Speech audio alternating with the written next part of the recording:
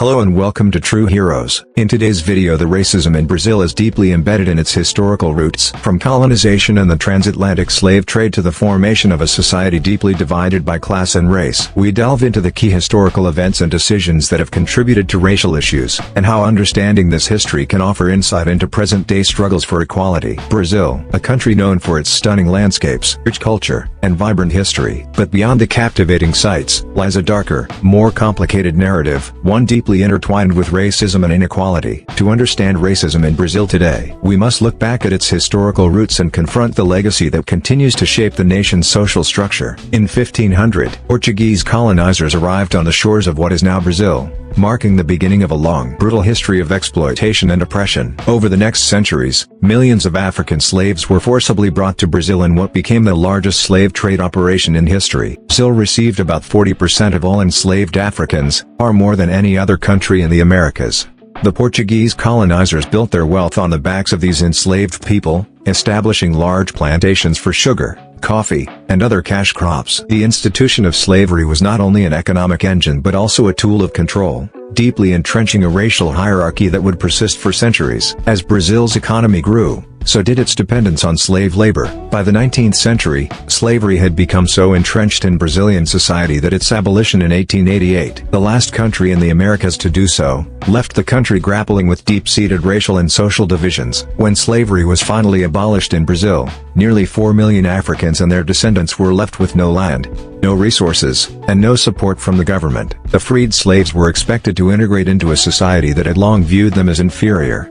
Many migrated to urban areas, forming the early favelas, informal settlements that are still symbolic of poverty and racial inequality in Brazil today. Despite these challenges, a narrative of racial democracy began to take hold in Brazil in the early 20th century. This idea, promoted by intellectuals and politicians, claimed that Brazil was a racially harmonious society, free from the racial divisions that plagued other nations, particularly the United States. However, the myth of racial democracy masked the reality of systemic racism and inequality. Afro-Brazilians continued to face widespread discrimination in housing, employment, and education, while lighter-skinned Brazilians were afforded more opportunities. The narrative of racial democracy allowed many to ignore the racial inequalities deeply ingrained in Brazilian society. Brazil's culture is a unique blend of indigenous, African, and European influences, and its Afro-Brazilian community has contributed significantly to the country's music, dance, and religious practices. Yet, even within this cultural mosaic, issues of colorism,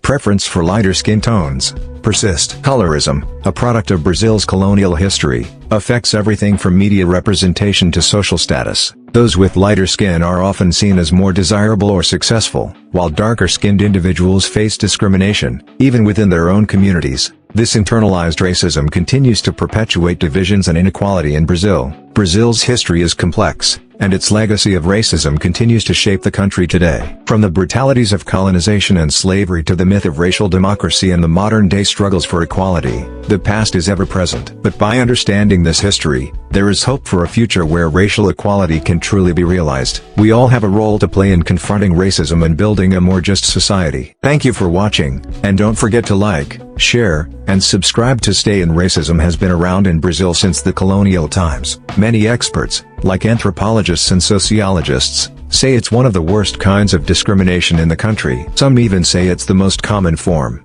The idea that Brazil is a racial democracy is a myth. This term was first used by a sociologist, Gilberto Freire, in his 1933 book Casa Grande and Senzala, The Masters and the Slaves. Many Brazilians use this idea to ignore or downplay the widespread racism that exists. Even though Brazil passed anti-discrimination laws in the 1950s, racism is still a big issue. These laws were put in place after Catherine Dunham, an African-American dancer, was not allowed to stay at a hotel while touring Brazil. Over the years, there have been many heated debates in the country about race.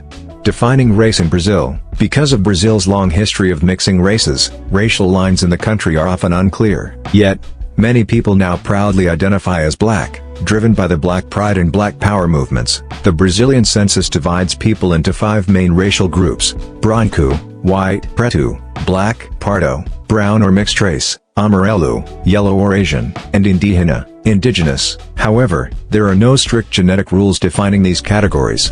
Instead, factors like class, status, education, location, and appearance often influence how people are classified. For instance, a light-skinned, Mixed-race person with a high-paying job might be seen as white, but a person with the same heritage who is darker skin or is poor might be classified as pardo or even blacked out. Formed about important social issues affecting our world today. Racial whitening, also known as branqueamento, was a widespread belief in Brazil from 1889 to 1914. It was seen as a solution to what was called the Negro problem. During this time, many people discussed eugenics and thought Brazil's racial makeup was holding back its progress. So, the government decided on a whitening policy to reduce the black population and get rid of African culture. To achieve this, Brazil encouraged European immigrants to come and shift the population numbers while trying to suppress African and indigenous culture. As a result, the percentage of white people in Brazil rose from 34% in 1870 to 64% by 1940. The idea of whitening became so common that it inspired artist Modesto Brocos to paint A Red and Sound a Cam's Redemption, which showed the gradual whitening of the population over time. The painting captured the controversial racial policies rooted in eugenics, changing views on race. 1910 to 1920s, after European immigration stopped in 1910, Brazil's elite started to worry again about the growing black population. Some suggested bringing in more African Americans, but this sparked heated debates. One person strongly opposed to this was eugenicist Renato Kell. He was influenced by harsh eugenics policies in Germany and supported similar ideas in Brazil, such as sterilizing people deemed degenerates. But many Brazilians, including some eugenicists, began to see interracial relationships as a way to promote racial harmony. 1930s to 1980s, Brazil is a racial democracy. During this period, Brazil moved away from ideas of racial purity. Sociologist Gilberto Freire played a big role in promoting the idea that Brazil was a racial democracy, where mixing of races was part of the country's identity. His book The Masters and the Slaves praised interracial relationships and helped shape the belief that Brazil was beyond racial divisions. This concept of racial democracy was especially embraced by the military governments between 1964 and 1985. Under the military rule, racial democracy was a widely accepted belief. People rarely talked about race, and bringing it up was often seen as racist. Some say this mindset made it harder for Brazil to address racial issues. Scholar Malatun argued that the government's refusal to talk about race limited the power of Afro-Brazilian rights groups and allowed racism to persist. 1980s to now, a race-conscious society. The racial democracy idea held strong until the 1990s. After military rule ended in 1985, Brazil's new constitution included an anti-racism clause, making racism a crime. In the 1990s, democracy and international organizations helped bring racial inequality to the forefront. The 2001 Durban Conference on Racism put a spotlight on racial issues in Brazil, and the media covered the topic for months. In 2003, President Luiz Lula prioritized race issues and introduced affirmative action programs to address these inequalities. Ongoing inequality. Racial discrimination in education.